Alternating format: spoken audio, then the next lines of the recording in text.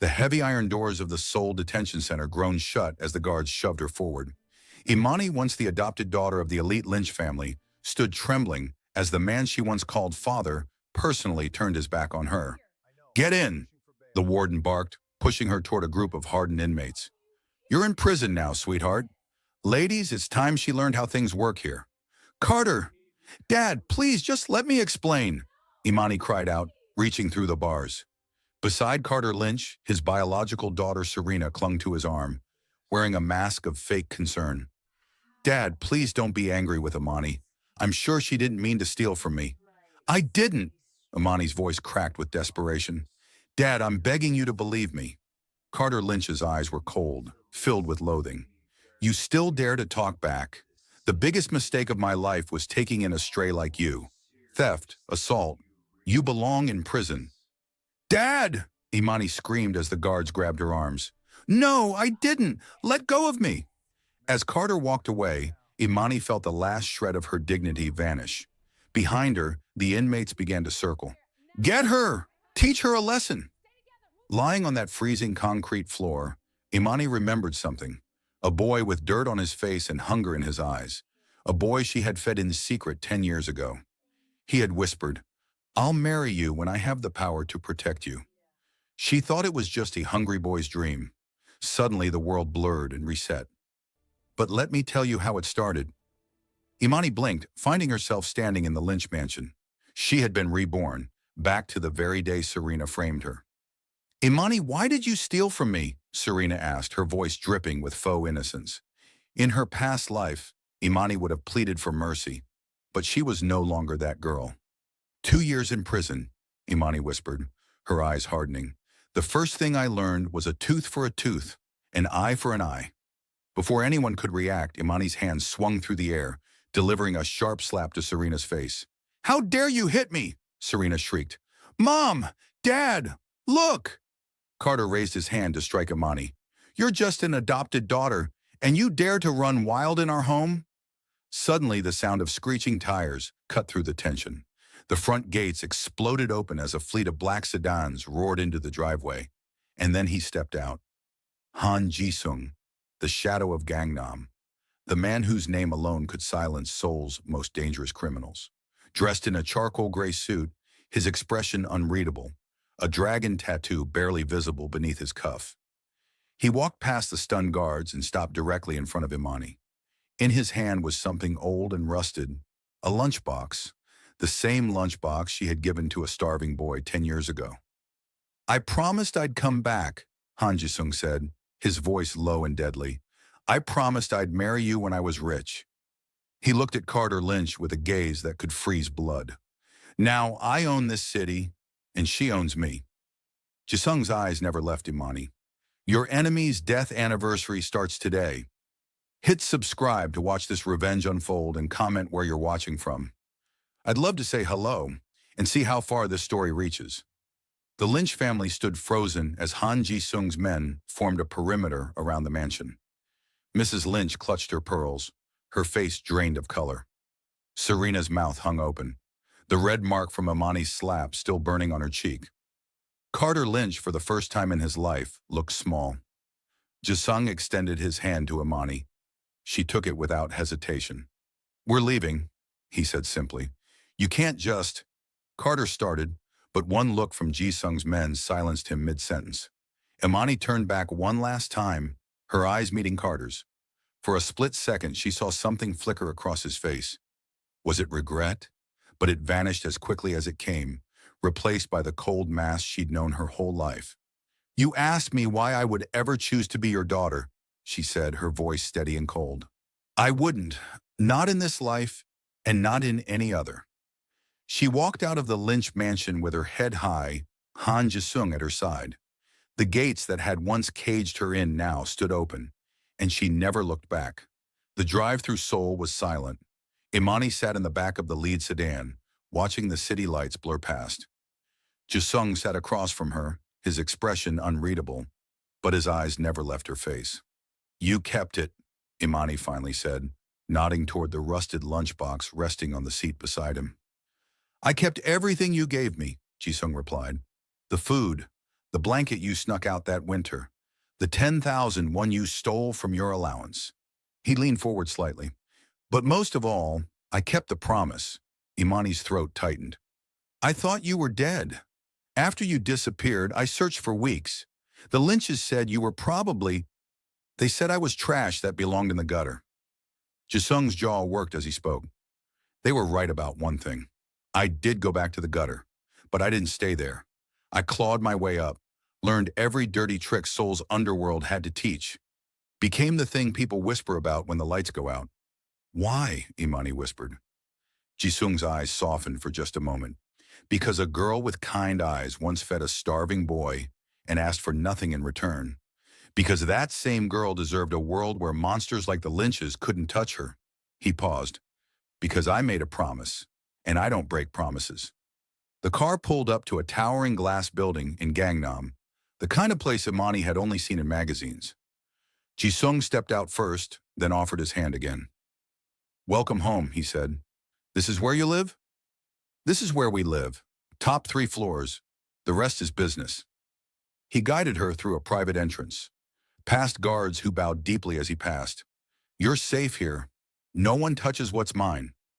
Imani wanted to argue, to say she wasn't his, but the words died in her throat. Because standing in that lobby, surrounded by men who would kill at Jisung's command, she realized something.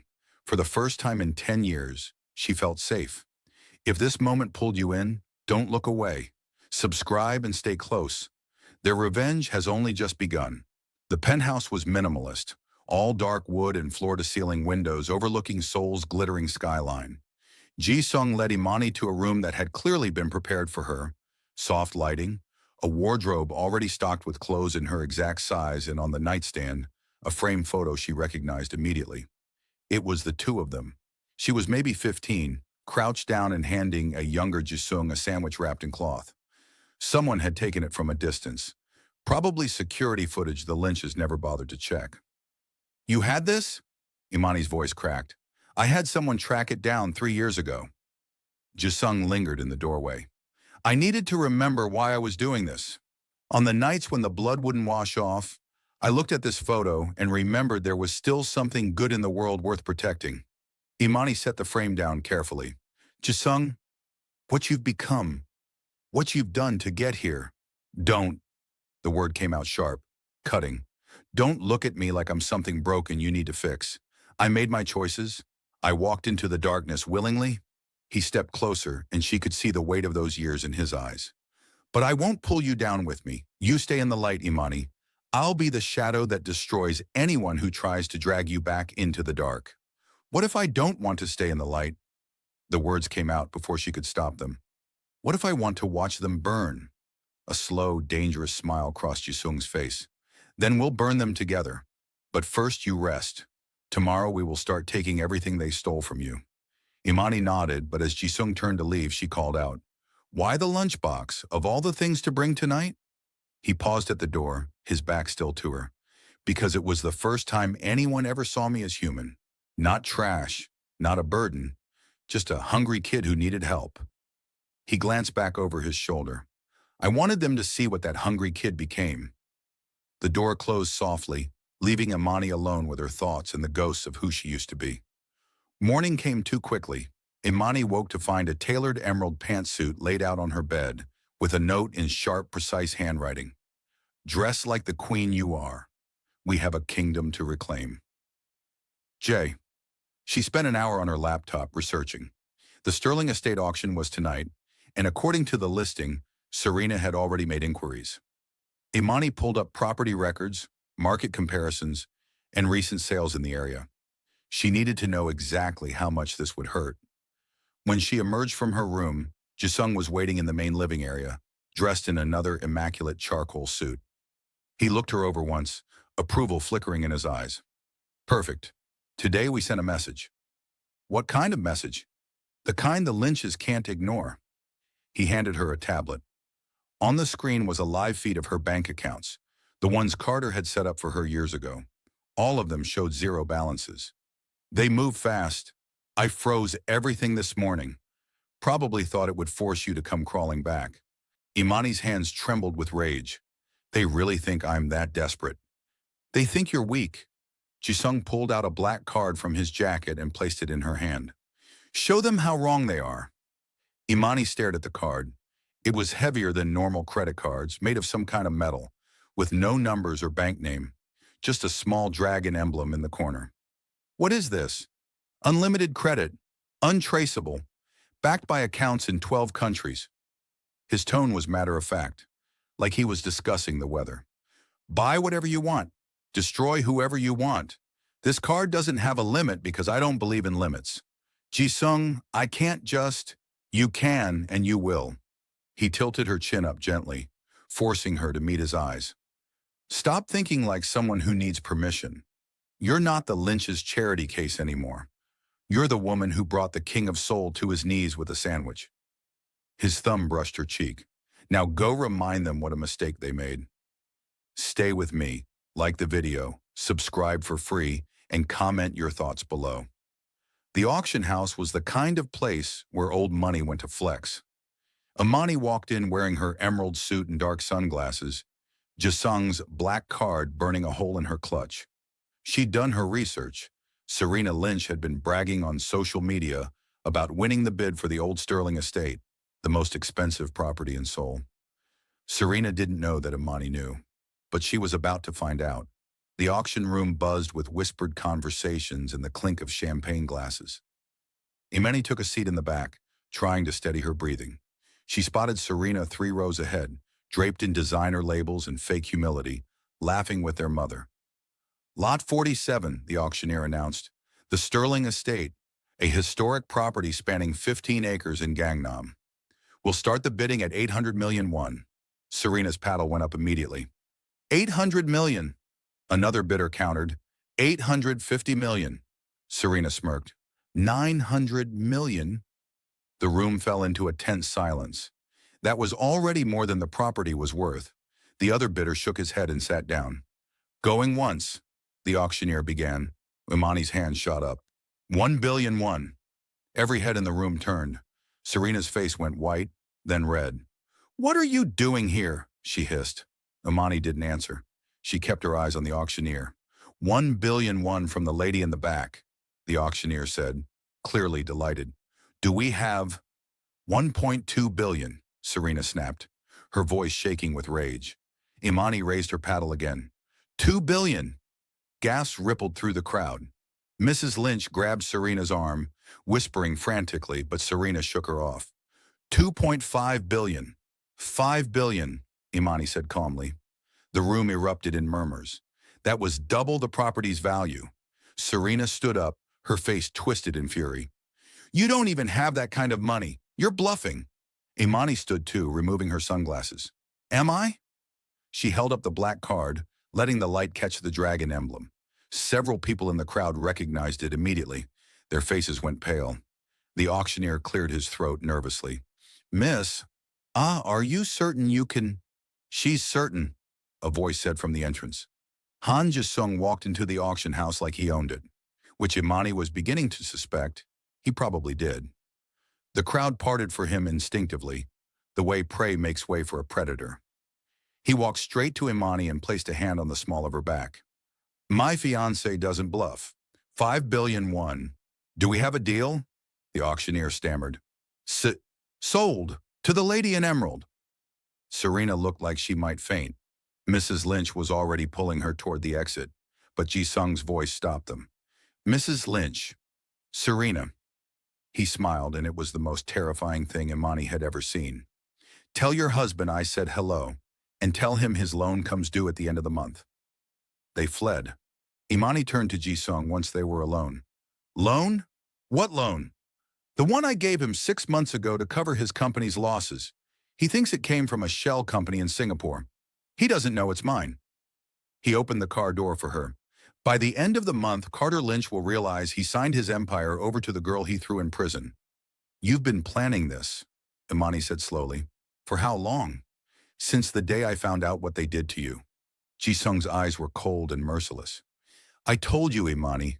Their death anniversary started the moment I came back. If you feel the revenge building, stay close. Subscribe so you don't miss the next move. Comment what you think is about to happen.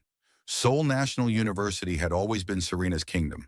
She ruled the social hierarchy with an iron fist wrapped in designer gloves, and everyone knew better than to challenge her. But when Imani walked through the gates the following Monday, everything changed. She wasn't wearing the old faded clothes anymore. She wore a sharp-shouldered blazer in deep gold, her hair pulled back in a sleek bun, and she walked like she owned the ground beneath her feet. Whispers followed her across the quad. "Is that Imani Lynch? I thought she was in prison." "No, I heard she was disowned. Look at her clothes. How is she affording that?" Imani ignored them all. She had one target. She found Serena holding court in the campus cafe, surrounded by her usual group of sycophants. When Serena spotted Imani, her expression curdled. "What are you doing here?" she demanded. "You're not even enrolled anymore. Dad pulled your tuition." "I re-enrolled this morning," Imani said calmly, sliding into the seat across from Serena. "Full scholarship. Funny how that works when you're no longer pretending to be a Lynch." Serena's jaw clenched. "You think you can just waltz back in here and—" "I think I can do whatever I want," Imani interrupted. "But that's not why I'm here." She leaned forward. "I'm here to watch you fall." "You're delusional," Serena spat. "You have nothing. You are nothing." "Am I?" Imani pulled out her phone and turned the screen towards Serena. It showed an email chain, messages between Serena and a professor, offering money in exchange for changing grades. "I think the ethics board would be very interested in this. Don't you?" Serena's face went ashen. "Where did you get that? Those are private." "Nothing is private when you have the right connections," Imani said sweetly. "Oh, and before you try to delete anything, I should mention that copies have already been sent to the dean, the ethics committee, and several journalists." She stood up, smoothing her blazer. "The hearing is scheduled for Wednesday. You have 48 hours to prepare your defense." "You can't do this!" Serena shrieked, standing so fast her chair toppled backward. "I'll tell my father. He'll what?" Imani's voice was nice. "He's drowning in debt and doesn't even know who owns his leash.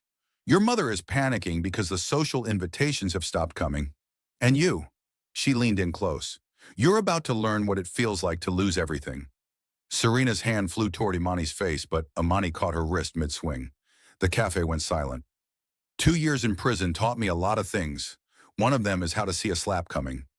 She released Serena's wrist with a small shove. "Try it again, and I won't be so gentle." Imani walked away, but as she reached the door, she paused. For just a moment, she wondered if she was becoming exactly what she hated. The thought made her stomach turn, but then she remembered the cell, the cold, the fear, and she kept walking. 2 days later, Serena Lynch was officially expelled from Seoul National University for academic misconduct. Like the video if you felt that. Subscribe to keep following them. Comment whose life is about to shatter next. The weeks that followed were a masterclass in destruction.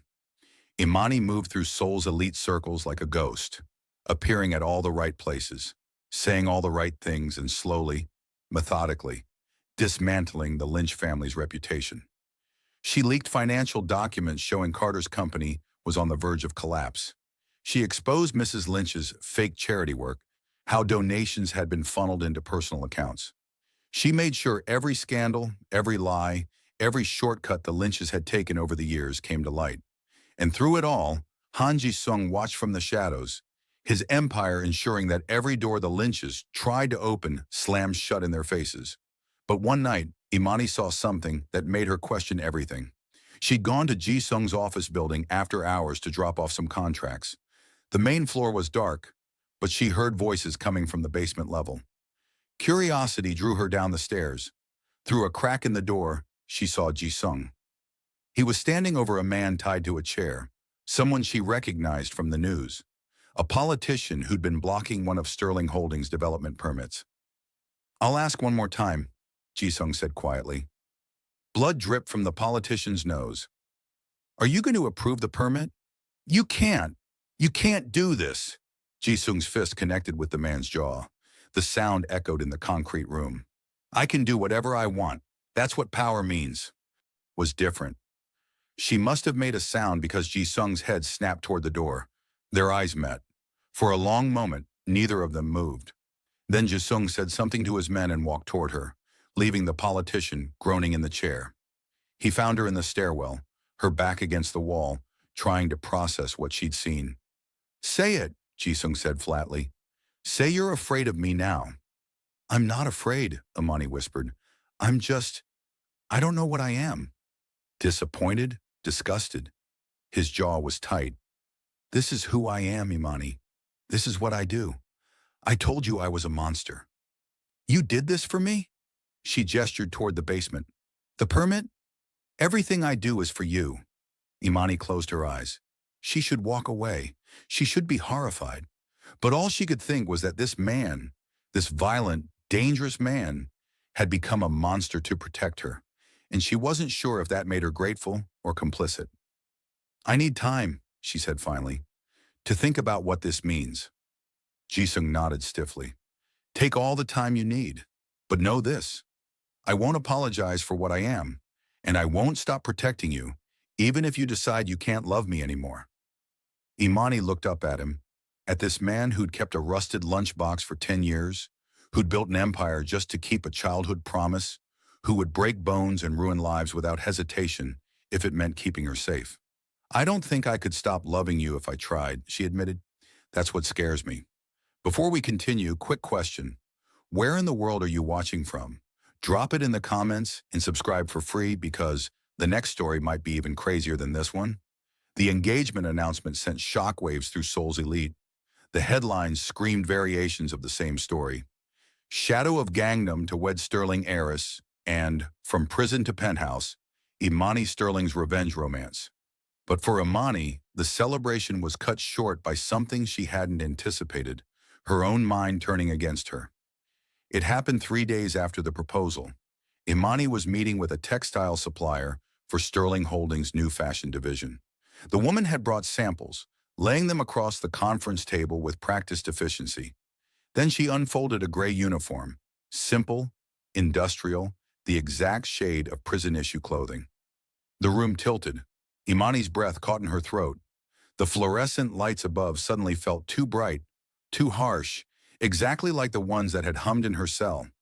She could smell the disinfectant, feel the cold concrete beneath her, hear the inmates circling, their voices cruel and hungry. "Miss Sterling?" The supplier's voice sounded distant, underwater. "Are you all right?" Imani tried to respond, but her chest was too tight. Her hands shook so badly she had to grip the edge of the table. The walls were closing in, the room shrinking to the size of a 6x8 cell, and she couldn't breathe, couldn't think, couldn't... "Everyone out!" Jisung's voice cut through the panic like a blade.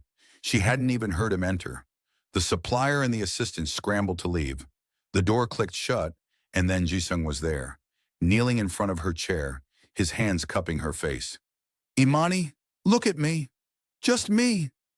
She tried, but her vision was blurred with tears she didn't remember crying.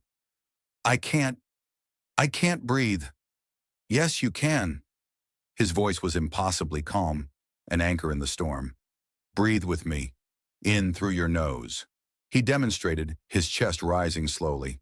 "Out through your mouth." She tried to follow his rhythm, but her lungs wouldn't cooperate. "Again, you're not there anymore.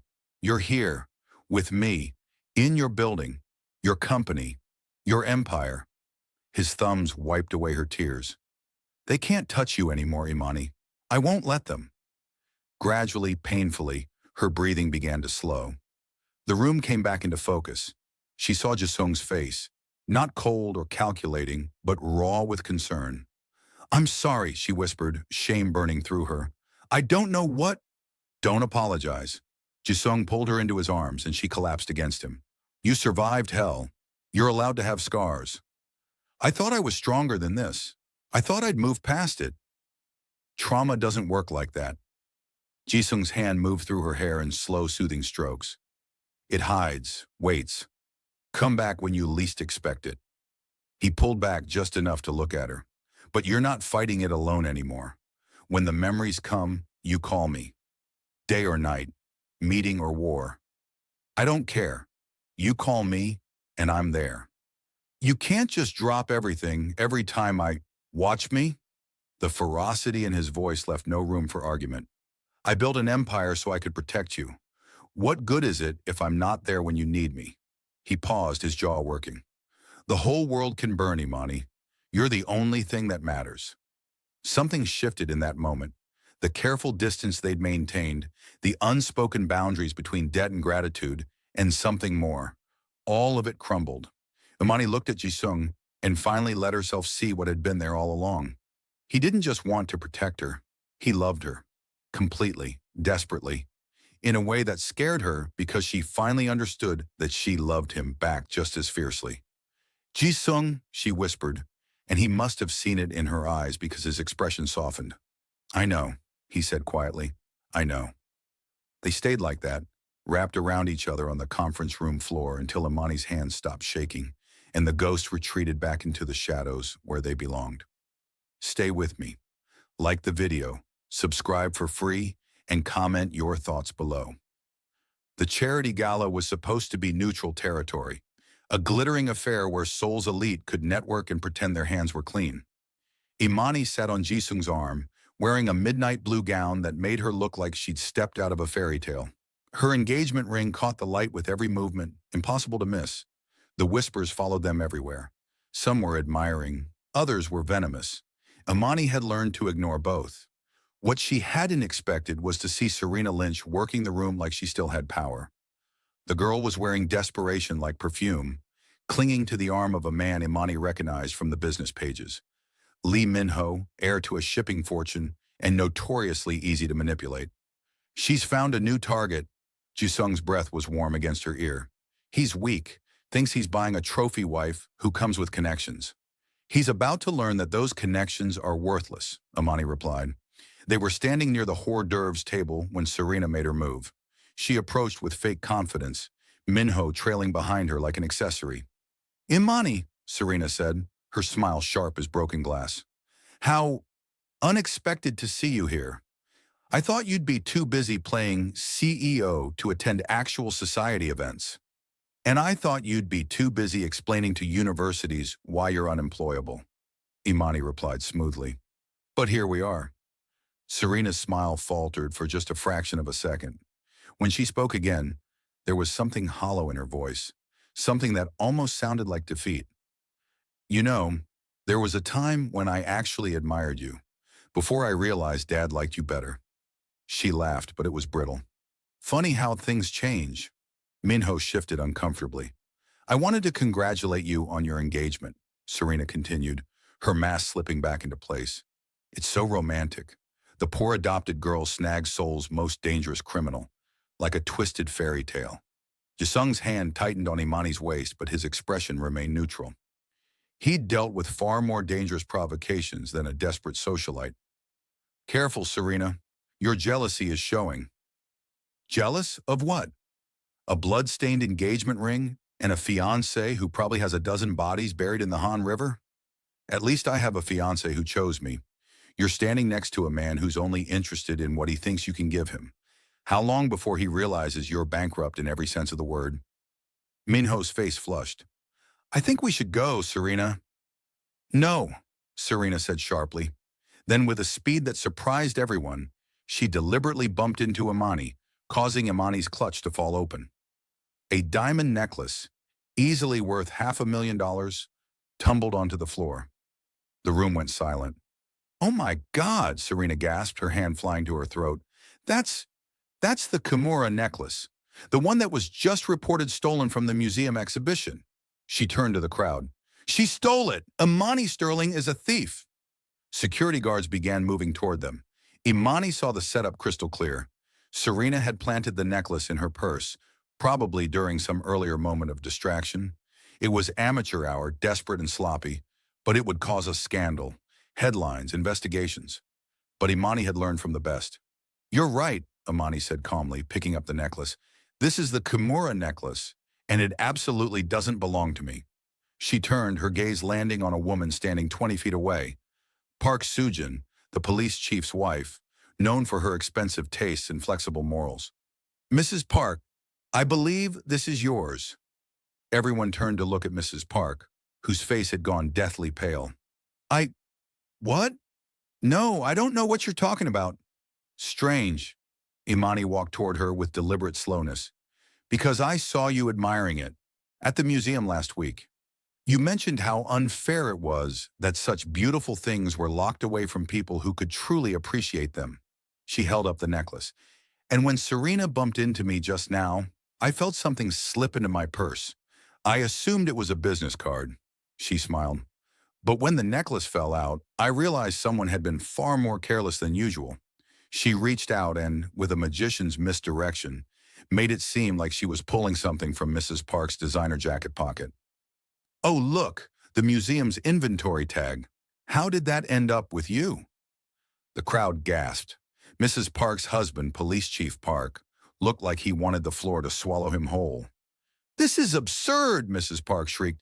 She's framing me. I never... Then you won't mind if we review the security footage.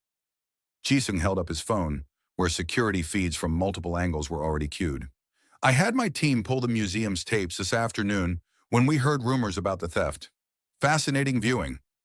He hadn't, of course, but the bluff worked. Mrs. Park crumbled, her lawyer husband already pulling her toward the exit before the real police could arrive. Serena stood frozen, her plan demolished. Imani walked back to her, leaning in close enough that only Serena could hear. You forget, Imani whispered. I've been trained by the best thief in Seoul. You really thought you could outplay me? She pressed the necklace into Serena's hand. Here, return it to the museum. Tell them you found it. Maybe they'll think you're a hero instead of a has-been. If you feel the power shifting, stay close.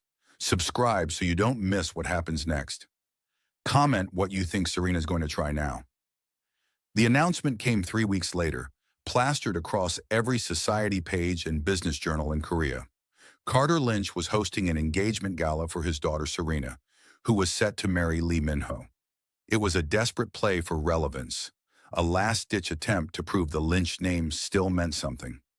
Imani received the invitation at her office, delivered by a courier who looked terrified to be there. The card was embossed in gold, unnecessarily extravagant, and the guest list read like a who's who of Seoul's elite. Her name was conspicuously absent. They didn't invite you to your own sister's engagement party? Jisung appeared in the doorway. He'd been in a meeting downstairs but must have sensed her mood shift. I stopped being her sister the day I stopped being useful, Imani said, tossing the invitation aside. This is Carter's way of showing he still has power, that he can throw a party and fill it with important people and pretend his world isn't burning down around him. So we let him have his delusion? Imani smiled, and it was the kind of smile that made grown men nervous. No, we crashed it. The night of the gala, Lotte World Tower was lit up like a beacon. Carter had spared no expense.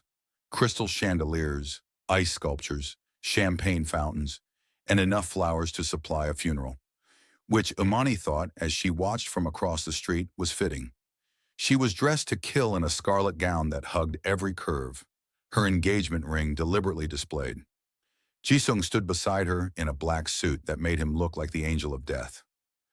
Last chance to turn back, he said, though his tone suggested he knew she wouldn't. I've been waiting for this moment since I woke up in that cell. I'm not turning back. They walked into the venue like they owned it, which technically Jisung did. He'd bought the building 6 months ago through a shell company. Carter didn't know he was paying rent to the man who was about to destroy him. The crowd parted as they entered. Conversations died mid-sentence. A waiter dropped his tray. Carter, standing on a small stage with Serena and Min-ho, went white as a sheet.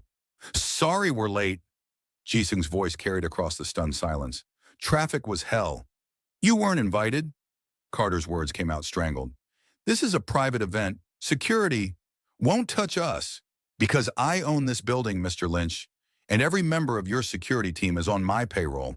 He smiled. They're here to protect my fiancé, not yours. The crowd erupted in whispers. Serena looked like she might faint. Min-ho just looked confused. Imani stepped forward, every eye in the room on her. Congratulations, Serena. Marriage is such a beautiful thing, especially when it's built on honesty. She turned to Min-ho. You do know about her expulsion, don't you? Academic fraud? The charity embezzlement she's currently under investigation for? Min-ho's face was drained of color. What? Serena, you said those were lies. They are, Serena shrieked. She's making it up. She's jealous because... Because what? Imani interrupted. Because I have everything you tried to steal from me? Because the man I'm marrying actually loves me instead of just tolerating me for my connections? She took another step forward. Or because you finally realized that karma is real and she's wearing a scarlet dress? Before we continue, quick question. Where in the world are you watching from? Drop it in the comments and subscribe for free because what happens next is going to blow your mind. Carter pushed his way off the stage, his face purple with rage. You have some nerve showing up here and... And what? Jisung's voice cut like ice. Telling the truth. Exposing your daughter for what she is. Reminding everyone here that your entire empire is built on theft and lies. My empire is legitimate, Carter roared. Your empire is mine. Jisung pulled out a document from his jacket and held it up. This is the deed to Lynch Corporation, or should I say, Sterling Holdings. Because as of 6 p.m. today, the courts finalized the transfer. Every asset, every property, every patent your company held. He looked at Carter with something close to pity. You're not a CEO anymore, Mr. Lynch. You're a squatter in someone else's house. The room erupted. Guests were already pulling out their phones, calling lawyers, spreading the news. The Lynch empire, what was left of it, was collapsing in real time. Serena grabbed Minho's arm desperately. Minho, please don't listen to them. We can still... But Minho was already backing away, his family's PR instincts kicking in. I'm sorry, Serena. I can't be associated with this. He turned and practically ran for the exit. Serena's composure finally shattered. She lunged at Imani, nails out like claws, but Jisung moved faster. He caught her wrist mid-swing, his grip firm but not cruel. Don't. You're not worth the assault charge. Imani stepped past both of them, walking up to Carter. Up close, she could see how much he'd aged in the past few months. The stress, the fear, the knowledge that everything he'd built was sand. For a brief moment, something flickered in his eyes. Was it the memory of her 5th birthday, when he'd actually shown up with a cake? When he'd called her sweetheart and she'd believed he meant it? The memory made her hesitate, just for a second. But then she remembered the cell, the cold. His back turned away as the guards dragged her off. You asked me once why I would ever choose to be your daughter, Imani said quietly. Here's the truth. I wouldn't. Not in this life, not in any other. But I'm grateful you took me in, Carter, because if you hadn't, I never would have learned exactly how to destroy men like you. She turned to face the crowd. For anyone wondering, the Sterling Holdings press conference is tomorrow at 9 a.m. We'll be announcing new leadership, new partnerships, and a new direction for what used to be Lynch Corporation. She smiled. Everyone's invited. Well, almost everyone. Carter opened his mouth, but no words came out. He looked like a man watching his own execution. Imani took Jisung's offered arm, and together they walked out of the gala, leaving chaos and ruin in their wake. Do not walk away now. This is where everything changes. If you're still here, you are part of this story. The final blow came exactly 1 week later. Carter and Serena had been scrambling since the gala, trying to salvage something, anything from the wreckage. They'd found a potential investor, a development company willing to back a new venture that would supposedly restore the Lynch name. It was a Hail Mary, betting everything they had left on a massive land development deal in Gangnam. The contract was worth 10 billion won. The land was supposedly prime real estate, perfectly positioned for luxury high-rises. The Lynch family signed away their last assets, their remaining credit, every favor they could call in. Imani remembered the moment she'd bought that land. 3 months ago, sitting in her new office, she'd reviewed every property her father had ever owned. When she saw the buried foundations, the abandoned project that had cost James Sterling millions before his death, she'd smiled. Some traps take decades to spring. She'd had the records altered, the surveys doctored, the whole thing packaged and presented through a shell company that looked legitimate on paper. Carter never even looked twice. He was too desperate, too hungry for salvation. The groundbreaking ceremony was scheduled for a Tuesday morning. Imani made sure to attend. She stood at the edge of the property with Jisung, watching as Carter and Serena posed for photographers, shovels in hand, forcing smiles that didn't reach their eyes. Mrs. Lynch stood nearby, looking diminished in a coat that had seen better days. "Should we tell them now?" Jisung asked, amusement dancing in his voice. "Not yet," Imani said. "Let them dig first." Carter plunged his shovel into the ground with more force than necessary, clearly trying to project confidence. Serena followed suit. The photographer snapped away. Then the shovel hit something solid. Carter frowned and tried again. Same result. He got down on his knees, brushing away dirt, and his face went slack with horror. Concrete, 6 inches below the surface. "What the hell?" He looked at the development company representative. "You said this was cleared land. You said—" "I said it was available for purchase," the man replied nervously, already backing away. "I never said it was buildable." Serena started digging frantically, moving to different spots. Concrete everywhere. The entire lot was a graveyard of abandoned construction, old foundations that had been buried and forgotten decades ago. It would cost twice the project's budget just to clear it. The development was dead before it began. Carter turned slowly, his eyes scanning the crowd until they landed on Imani. The look on his face was one of pure, crystallized understanding. "You," he whispered. "This was you." Imani walked forward, her heels clicking against the makeshift platform. "Did you know this land used to belong to Sterling Holdings? My father bought it 30 years ago for a project that never got off the ground. He buried the foundations and moved on." She smiled. "I inherited it when I took over the company, and when I heard you were looking for investment property, well, I couldn't resist." "You sold us worthless land," Mrs. Lynch said, her voice breaking. "I sold you exactly what you sold me. False hope, a poisoned gift, a trap disguised as salvation." She looked at each of them in turn. "How does it feel?" Carter's legs seemed to give out. He sat down hard on the dirt, his expensive suit getting ruined, and for the first time, Imani saw him cry. "We have nothing left," he said. "Nothing." "Good," Imani replied. "Now you understand." Serena was shaking, tears streaming down her face. "Please," she whispered. "Imani, please. We're family." "No, we never were. You were just the people who used me until I was no longer convenient." She turned to leave, then paused. "Oh, one more thing. Your house, the one you're currently living in, the deed transfer was finalized this morning. You have 72 hours to vacate." Mrs. Lynch let out a sound like a wounded animal. Jisung appeared at Imani's side, always exactly where he needed to be. "The cars are ready." As they walked away, Imani heard Carter call out one last time. "Why? After everything, why do you hate us this much?" She stopped and looked back. "I don't hate you, Carter. I pity you, because you had a chance to love someone unconditionally, and you chose cruelty instead. You had a daughter who would have died for your approval, and you threw her away like garbage." Her voice softened. "I'm not destroying you out of hate. I'm destroying you because it's the only language you understand." They left the Lynches there, surrounded by photographers and worthless dirt, the ruins of their final gamble. 2 days later, Imani stood in the lobby of the building that used to be Lynch Corporation headquarters. Workers were already installing the new signage, Sterling Holdings. The Lynch family had been evicted that morning. Imani hadn't watched. She didn't need to. The satisfaction wasn't in seeing them suffer. It was in knowing they could never hurt anyone else the way they'd hurt her.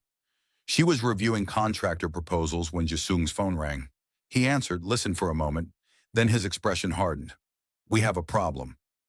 30 minutes later, they were in an underground parking garage.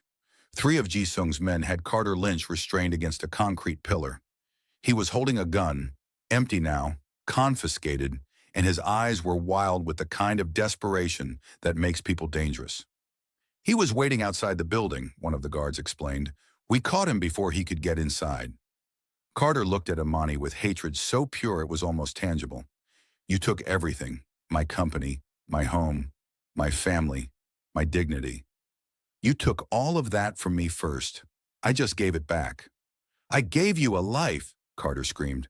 "I took you off the streets, fed you, clothed you, sent you to the best schools. You used me as a tax write-off, as positive PR, as a way to cover up the fact that you stole my father's company. Her words came out steady, controlled. And when I became inconvenient, you threw me in prison without a second thought. So forgive me if I don't feel guilty about returning the favor. Carter lunged, but Jisung's men held him fast. I'll destroy you. I'll tell everyone the truth. About him. He jerked his head toward Jisung. About the things he's done. The people he's killed. I'll make sure the whole world knows you're sleeping with a monster. Jisung stepped forward, and the temperature in the garage seemed to drop. You won't do anything, because if you try, I won't just destroy you financially. I'll erase you, your name, your legacy, even the memory of your existence. He leaned in close. I am a monster, Mr. Lynch. You got that part right. But I'm her monster, and that makes me untouchable. Carter deflated, all the fight draining out of him. He looked at Imani one last time, and she saw it clearly, the moment he finally understood that he'd lost everything because of his own choices. Take him to the police, Jisung ordered his men. Attempted murder should keep him busy for a while. As they dragged Carter away, Imani felt something release in her chest. The weight she'd been carrying since that first day in prison, the rage, the need for revenge, the desperate hunger for justice, all of it lifted. She'd won. But as she watched Carter disappear into the police van, she couldn't help but wonder, had she become exactly what she'd sworn to destroy? The thought lingered, bitter and uncomfortable, as Jisung's hand found hers. You're nothing like them, he said quietly, reading her mind. They destroyed for pleasure. You fought for survival. Imani wanted to believe him. She needed to believe him. The press conference the next morning was standing room only. Imani stood at the podium in a gold power suit that caught the lights, her engagement ring glinting, and announced the new direction for Sterling Holdings. Partnerships with international firms, scholarships for underprivileged students, a foundation in her father's name that would help other children who'd been abandoned by the system. And standing behind her, just slightly to the side, was Han Jisung. Not in the shadows anymore. In the light. With her. When the reporters asked about their relationship, about the rumors, about how a mafia boss could possibly stand in a legitimate business setting, Jisung stepped forward. I spent 10 years building an empire in the dark because I thought that's where I belonged. But she showed me something different. She showed me that power isn't about fear. It's about protecting the people you love. He looked at Imani, and for the first time, his expression was completely open. So yes, I've done things I'm not proud of, but every single one of them led me back to her. And I'd do them all again. The room erupted with questions, but Imani raised her hand in silence. The girl who was thrown in prison doesn't exist anymore. The woman standing here today is someone different, someone stronger, someone who learned that the best revenge isn't destruction, it's rebuilding. She smiled. Sterling Holdings is going to change this city. We're going to make sure no one else gets thrown away the way I was. And we're going to do it while making more money than the Lynches ever dreamed of. The cameras flashed. The reporters shouted. But all Imani could see was Jisung standing beside her, the boy who promised to marry her when he had the power to protect her. He'd kept his promise. And now together, they were going to build something that couldn't be taken away. 3 months later, Seoul's most exclusive wedding venue was transformed into something out of a fairy tale. Emerald and gold everywhere. Imani's colors, her heritage, her power. The guest list was a who's who of Korea's elite, but notably absent were 3 names: Carter, Mrs. Lynch, and Serena. Imani stood in the bridal suite, looking at herself in the mirror. Her dress was custom-made with gold threading that caught the light like fire. Around her neck was a simple pendant, the key to the rusted lunchbox reforged in platinum. There was a knock at the door. Come in. Jisung entered, and for a moment they just looked at each other. He was in a black tuxedo that made him look like he'd stepped out of a dream, his dragon tattoo just visible above his collar. You're not supposed to see me before the ceremony, Imani said. I've never been good at following rules. He crossed to her, taking her hands. I wanted to give you one last chance to walk away, to choose someone safe, someone who doesn't have blood on his hands. Imani reached up and traced the line of his jaw. I don't want to be safe. I want you. The boy who remembered a sandwich. The man who tore down an empire. The monster who loves me enough to try to be better. I'll never be good, Jisung warned. I don't need you to be good, Imani said. I just need you to be mine. He kissed her then, deep and desperate, and when they broke apart, both of them were smiling. The ceremony was beautiful. The reception was legendary. And when Imani stood with Jisung on the balcony, looking out over the city they now ruled together, she realized something. She'd started this journey wanting revenge, but she'd ended it with something far more valuable, a future, a partner, a love that had survived poverty, betrayal, prison, and blood. The girl who fed a starving boy in an alley had become a queen, and the boy who promised to marry her had kept his word in every way that mattered. Seoul belongs to them now, but more importantly, they belong to each other. Like the video if this ending hit you differently. Comment your reaction. Did they go too far? Or was this exactly what the Lynches deserved? Subscribe for free because trust me, you don't want to miss the next story. It's going to be even more insane than this one.